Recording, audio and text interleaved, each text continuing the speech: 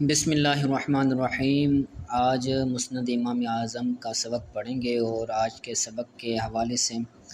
یہ ہے کہ آج سورج گرہن کے حوالے سے پڑھیں گے، اور کہ سورج گرہن کی نماز کیسے پڑھی جاتی ہے، اور حضور صلی اللہ علیہ وسلم سے کس طرح ثابت ہے، اور آپ علیہ الصلوۃ والسلام نے صحابہ اکرام کو استخارہ کرنے کا طریقہ بھی بتایا تھا، تو اس حوالے سے آج احادیث پڑھیں گے۔ تو سماعت کریں۔ ان حماد عن ابراہیم عن القمۃ عن عبداللہ رضی اللہ تعالی عنہ۔ حماد سے روایت ہے، وہ ابراہیم سے روایت کرتے ہیں، اور وہ علقمہ سے، علقمہ حضرت عبداللہ بن مسعود سے روایت کرتے ہیں، اور وہ کہتے ہیں کہ ان کسفت الشمس یوم مات ابراہیم بن رسول اللہ صلی اللہ علیہ وسلم، کہ سورج کو گہن لگا جب نبی کریم صلی اللہ علیہ وسلم کے صاحبزادے حضرت ابراہیم وفات پا گئے۔ حضرت صلی اللہ علیہ وسلم کے تین فرزند تھے، ان میں سے حضرت ابراہیم بھی ایک فرزند تھا جو حضرت ماریہ قبطیہ سے تھا، ٹھیک ہے۔ فخطب، تو حضور صلی اللہ علیہ وسلم نے خطبہ دیا اور فرمایا کہ ان الشمس والقمر آتیان من آیات اللہ، آیتان من آیات اللہ، کہ سورج اور قمر، سورج اور چاند، یہ اللہ تعالیٰ کی نشانیوں میں سے دو نشانیاں ہیں۔ لا ینکسفان لموت احد ولا لحیاتہ، کہ ان دونوں کو گہن نہیں لگتا کسی ایک کے موت کی وجہ سے اور نہ ہی کسی ایک کی زندگی کی وجہ سے، یعنی اگر کوئی مر جائے یا کوئی پیدا ہو تو اس کی وجہ سے سورج کو یا چاند کو گہن نہیں لگتا۔ فَإِذَا رَأَيْتُمْ ذَلِكَ فَصَلُّوا، تو جب تم یہ دیکھو، کیا دیکھو؟ سورج گہن دیکھو یا پھر چاند گہن دیکھو تو تم فصلو، نماز پڑھو، وحمد اللہ وکبروا، اور اللہ تعالیٰ کی حمد بیان کرو اور اللہ تعالیٰ کی تکبیر بیان کرو۔ فسبحوہ حتی ینجلی، تو تم اللہ تعالیٰ کی تسبیح بیان کرو اس طرح کہ حتیٰ کہ وہ ختم ہو جائے، ینجلی یعنی ختم ہو جائے یا پھر روشن ہو جائے، سورج روشن ہو جائے اور چاند روشن ہو جائے۔ ایہما انکسفت، یعنی جو بھی سورج گہن ہوا ہو یا پھر چاند گہن ہوا ہو، ان دونوں میں سے کوئی بھی گہن ہوا ہو تو جب تک وہ روشن نہ ہو جائے، وہ مکمل نہ ہو جائے، تم تب تک تسبیح بیان کرو اللہ تعالیٰ کی۔ ثم نزل رسول اللہ صلی اللہ علیہ وسلم وصلی رکعتین، یہ نبی کریم صلی اللہ علیہ وسلم نے خطبہ دے کر پھر آپ صلی اللہ علیہ وسلم نیچے تشریف لائے اور 2 رکعتیں نماز پڑھی، تو اس کو نماز کسوف کہا جاتا ہے، ٹھیک ہے، سورج گہن کے لیے جو پڑھی جاتی ہے۔ آگے اسی کے متعلق حدیث پاک ہے،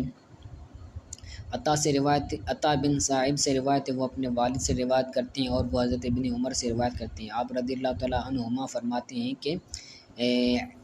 ان کا صفت الشمس یوم مات ابراہیم بن رسول اللہ صلی اللہ علیہ وسلم،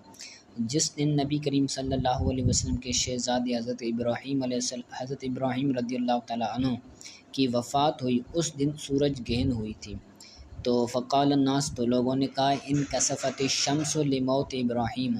کہ یہ جو سورج گہن ہوئی ہے یہ حضرت ابراہیم رضی اللہ تعالیٰ عنہ کی موت کی وجہ سے ہوئی ہے۔ تو نبی کریم صلی اللہ علیہ وسلم کھڑے ہوئے، فقام النبی صلی اللہ علیہ وسلم قیاما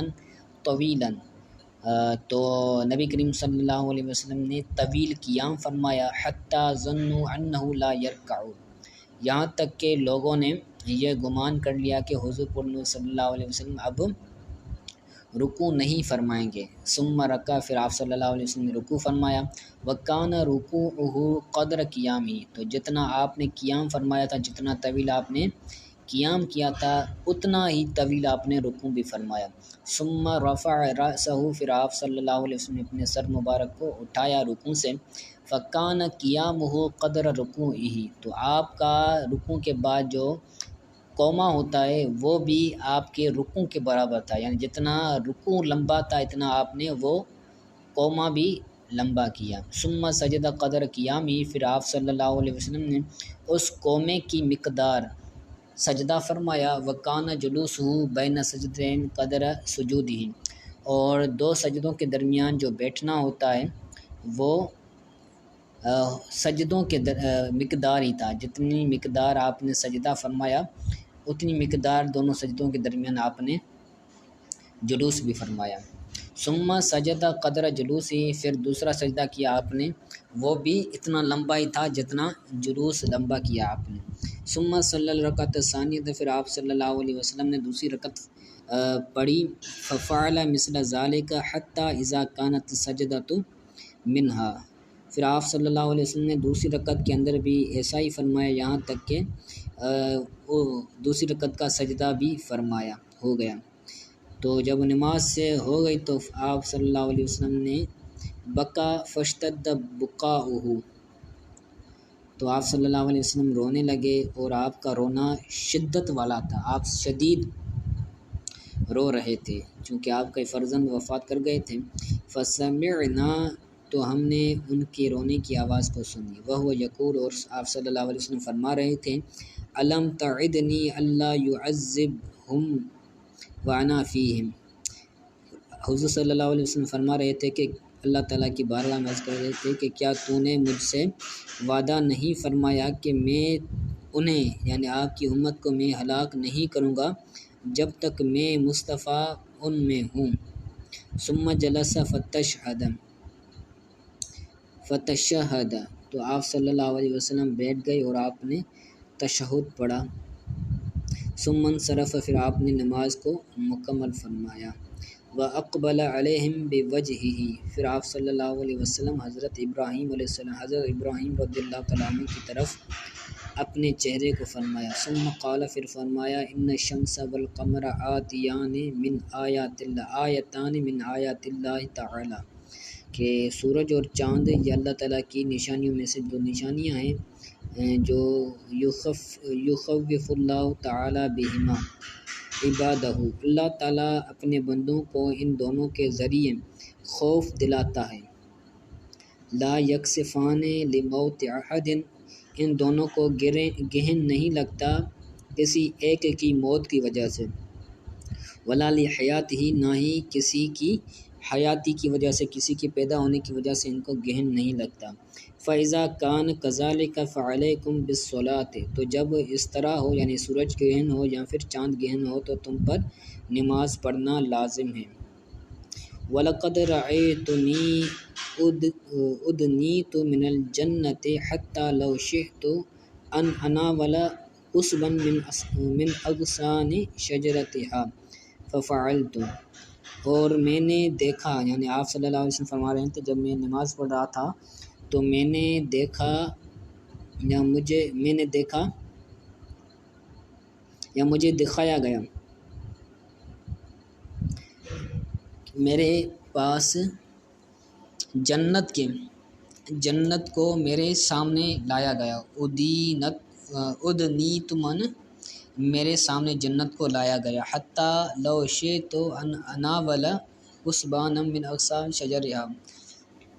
یہاں تک کہ میں اگر چاہتا تو میں اس جنت کے درخت کے پھلوں میں سے کسی پھل کو کھانا چاہتا تو فعلت، تو میں کھا سکتا تھا۔ وَلَقَدْ رَأَيْتُنِي أُدْنِيتُ مِنَ النَّارِ حَتَّى جَعَلْتُ أَتَّقِي، اور مجھے جہنم کا مشاہدہ بھی کرایا گیا، مجھے جہنم بھی دکھائی گئی، جہنم کا مجھے مشاہدہ کرایا گیا کہ جہنم کو میرے پاس لایا گیا حتیٰ کہ میں نے اس سے بچنا چاہا۔ وَلَقَدْ رَأَيْتُ فِيهَا سَارِقَ رسول اللہ صلی اللہ علیہ وسلم، اور تحقیق میں نے اس جنت میں نبی کریم صلی اللہ علیہ وسلم کے سارق کو دیکھا۔ وفی روایت، ایک اور روایت ہے، سارق بیت رسول اللہ صلی اللہ علیہ وسلم یعذب بالنار، سارق مطلب چور ہوتا ہے، سارقۃ السارق والسارقۃ فاقطعوا ایدیہما، قرآن پاک کے اندر ہے۔ تو میں نے نبی کریم صلی اللہ علیہ وسلم کے سارق کو دیکھا، ٹھیک ہے۔ اور ایک روایت میں یہی ہے کہ نبی کریم صلی اللہ علیہ وسلم کے گھر کے چور کو دیکھا جس کو عذاب کیا جا رہا تھا۔ وَلَقَدْ رَأَيْتُ فِيهَا عَبْدَ بْنَ دَعْدَإٍ سَارِقَ الْحُجَّاجِ بِمِحْجَنِهِ، اور میں نے اس جنت کے اندر عبد بن دعد جو چور تھا حاجیوں کا، اس کو بھی میں نے جہنم میں دیکھا، اور مجھے اس کے اندر عورت دکھائی گئی ادماء حمریت، اس کی خون سفید خون بہہ رہا تھا، اس کو اس میں عذاب دیا جا رہا تھا، ربتتھا فلم تطعمھا، اس کو عذاب کیوں عذاب دیا جا رہا تھا؟ کیونکہ اس نے اس کو بلی کو باندھا تھا اور اس نے اس کو کھانا وغیرہ نہیں کھلایا تھا، ولم تدعها تاکل من خشاش الارض وحشراتها، اور اس عورت نے اس بلی کو چھوڑا بھی نہیں تھا تاکہ وہ زمین کے جو ہوتے ہیں خشاش معنی یہ سرسبز علاقے یا پھر سبزہ وغیرہ یا اس کی جو چیزیں ہوتی ہیں تاکہ وہ کھا لے، تو اس نے یہ کھانے کے لیے اس کو نہیں چھوڑا، ٹھیک ہے۔ اور ایک اور روایت کے اندر اسی کی مثل ہے، وفی لقد رأیت عبد بن، اور اسی روایت میں ہے کہ میں نے عبد بن دعد کو دیکھا جو حاجیوں کا چور تھا، حاجیوں کے چیزوں کو چراتا تھا، فکان اذا خفا ذهب، تو جب وہ چھپ جاتا تو وہ چلے جاتے، فاذا رآه احد قال انما تعلق بمحجنی، تو جب اسے کوئی دیکھ لیتا تو وہ یہ کہتا کہ یہ میرے جو محجنی، یہ کسی چیز کا نام ہے کہ یہ میری چیز ہے، محجنی یعنی وہ حاجیوں کی محجنی کو چراتا تھا، اور جب کوئی بندہ اس کو دیکھ لیتا تھا تو وہ کہتا تھا، بندہ چور کہتا تھا کہ یہ میرا ہے، کان اذا خفی لہ شیئا، جب کوئی چیز اس سے چھپ جاتی، و اذا ظہر علیہ، جب اس میں سے کوئی چیز ظاہر ہو جاتی تو کہتا تعلق بمحجنی، یہ اس کا میری محجنی کے ساتھ تعلق ہے، ٹھیک ہے۔ تو اس حدیث اور پچھلی حدیث کے اندر نماز کسوف پڑھنے کا ذکر ہے کہ جب سورج گہن ہو یا پھر چاند گہن ہو تو نماز 2 رکعت نفل پڑھ لی جائے، تاکہ یہ اللہ تعالیٰ کا عذاب ہوتا ہے، ٹھیک ہے۔ آگے استخارے کے بارے میں، ان ناصح ان یحییٰ ان ابی سلمۃ ان ابی ہریرہ رضی اللہ تعالیٰ عنہ، ناصح سے روایت ہے وہ یحییٰ سے، اور وہ ابو سلمہ سے، اور وہ ابو ہریرہ رضی اللہ تعالیٰ عنہ سے روایت کرتے ہیں۔ حضرت ابو ہریرہ فرماتے ہیں کہ نبی کریم صلی اللہ علیہ وسلم یعلم الناس الاستخارہ کما یعلم الناس سورۃ من القرآن، کہ حضور پر نور صلی اللہ علیہ وسلم ہمیں استخارہ سکھاتے تھے، جس طرح ہمیں قرآن کی صورتیں سکھاتے تھے اس طرح ہمیں استخارہ بھی سکھاتے تھے۔ تو یاد رکھیں کہ جو بھی کام کرنا ہو، نیک کام ہو یا کاروبار کرنا ہو یا رشتہ کرنا ہو،